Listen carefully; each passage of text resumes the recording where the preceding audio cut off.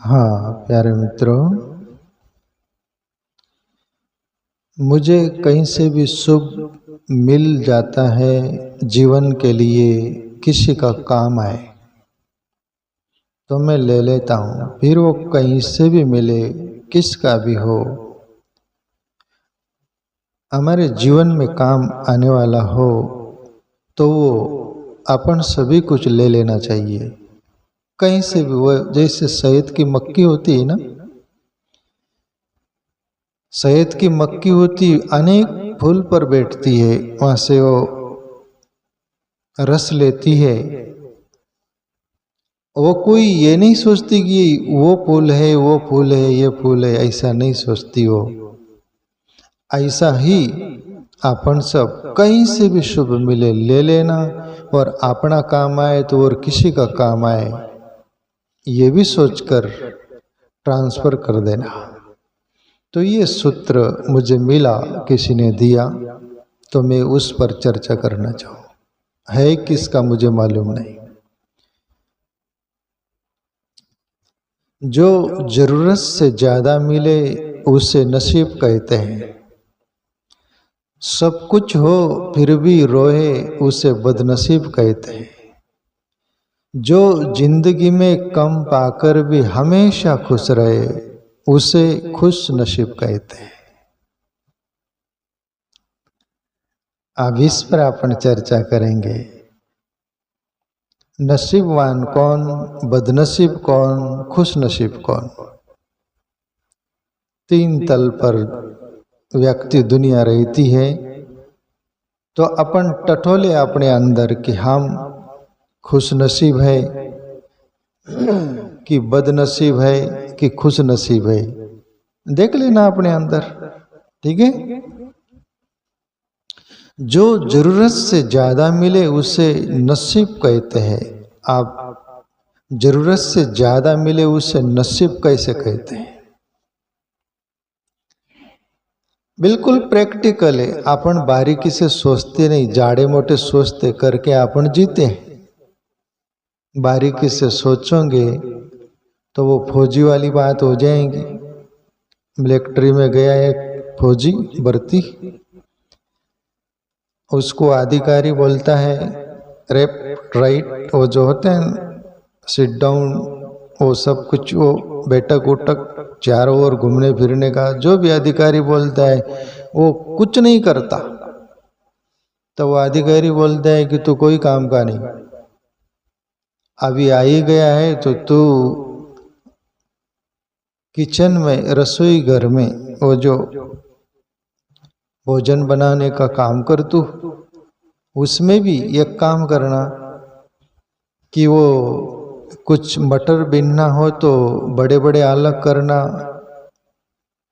छोटे अलग कर देना। दो बात सुना वो। अब तीसरा आ गया, उसमें एक बड़ा था, एक छोटा था, एक उसमें मध्यस्थ था। तो वो सोचा कि अधिकारी बोला है बड़े अलग करना, छोटे ये मध्यस्थ वाला किधर करना। वो कुछ नहीं, वो बैठा है, कुछ नहीं किया। अधिकारी आया, वो बोला कि तू ये सफाई नहीं किया, साफ सुथरा नहीं किया। बोले आपने बोला बड़ा एक तरफ करना, छोटा बीच में का जो है वो किधर करना आपने बोला नहीं, तो मैं सोच रहा हूँ वो क्या करूं।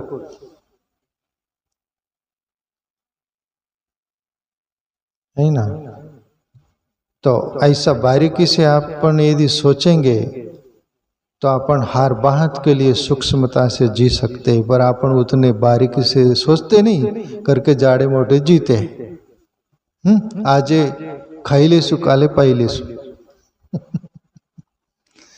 तो ये क्या, जो जरूरत से ज्यादा मिले उससे नसीब कहते।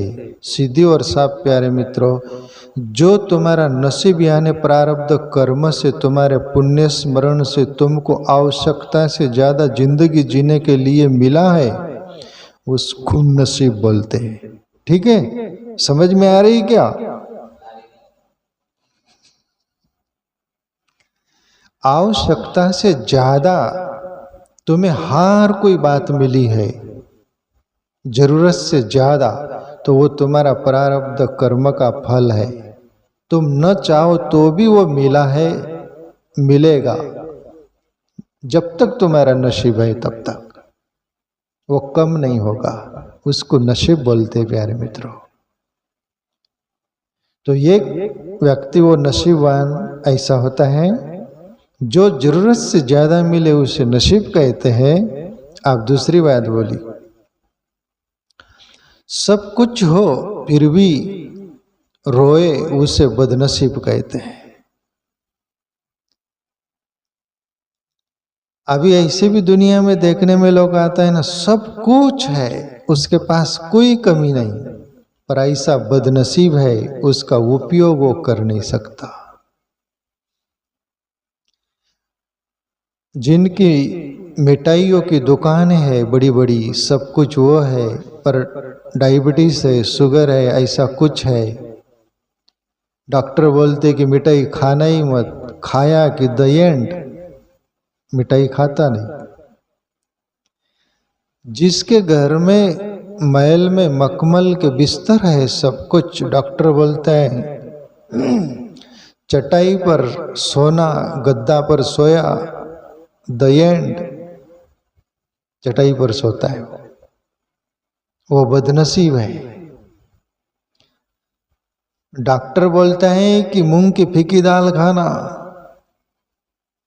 तेल नहीं होना उसमें, मसाला नहीं होना, ऐसा फीकी दाल खाना, सादा सूदा खाना, रहना, खाने के लिए अंबार है उसके महल में, उसके जीवन में सब कुछ है, मूंग की दाल खाना पड़ रहा है फीकी। और बदनसीब है जिसके पास सर्व प्रकार के भोग विलास है, सब कुछ है, पर वो उसके नसीब नहीं, होकर भी उसके कोई काम का नहीं, वो बदनसीब है। सब कुछ होते हुए भी उसका कोई काम नहीं आ रहा, देखते रहना पड़ता है, उसको बदनसीब बोलते हैं। समझ में आ रहा है आपको?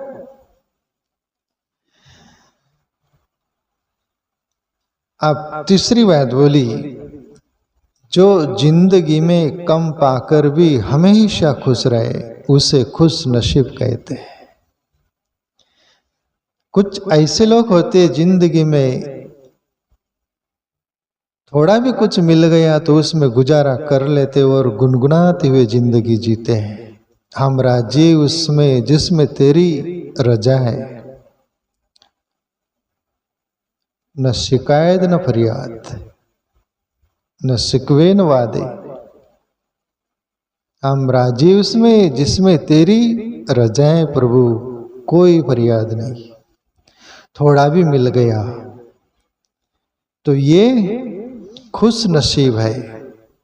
जिसके पास नसीब से कुछ मिला भी नहीं और बदनसीब पना भी नहीं, बहुत सारा मिलकर उसका सदुपयोग नहीं कर सके, ऐसा भी नहीं, पर जो भी कुछ मिल जाए उसमें गुजारा कर लेता है, वो खुश नसीब। मैं यहाँ पर एक दृष्टांत देना चाहूँगी तीनों ऋचाओं का, तीनों पंक्ति का, जो आपको और अच्छी तरह समझ में आएगा। एक सेठ थे, उनके पास 3 नौकर थे। 3 नौकर थे तो एक नौकर को वो सब चाबी हाथ में सौंप दी और 2 नौकर उसके पास में दे दिए कि आप इनसे काम ले सकते हो और ये चाबी है, आपको जो पैसा लगे जो कुछ लगे आप ही मालिक है, मेरे से कुछ मांगना नहीं, आपको जो भी चाहिए खुद ब खुद ले लेना, जैसे आप ही मालिक हो। और 2 नौकर जो थे वो उसके हाथ के नीचे, फिर दीपावली का समय आता है कहते हैं, और तीनों को बोनस देते ना दीपावली के समय कुछ गिफ्ट, तो तीनों को मालिक देना चाह रहे थे तो तीनों को नहीं दिए, 2 को ही दिए।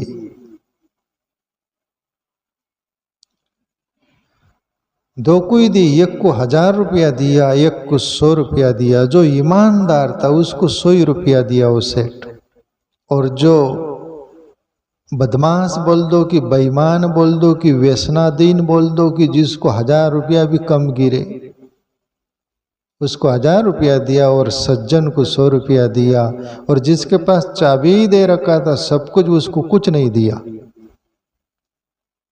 अब यहां पर तो समझ में नहीं आएगा ना, तीनों को बराबर देना चाहिए, ऐसा नियम है ना, नीति बोलती है ना।